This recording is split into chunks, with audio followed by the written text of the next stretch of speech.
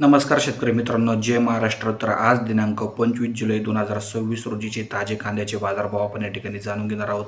सर्वांना विनंती करतो, शेवटपर्यंत व्हिडिओ बघा. चॅनलवर नवीन असाल तर सबस्क्राईब करा, व्हिडिओला लाईक अवश्य करा. सध्या जर बघितलं तर मोठ्या प्रमाणात कांद्याच्या बाजारभावात सुधारणा आपल्याला पाहायला मिळत नाही. बाजारभाव सरासरीमध्ये मागच्या 8 दिवसापासून सेम बाजारभाव जवळपास आपल्याला पाहायला मिळत आहे.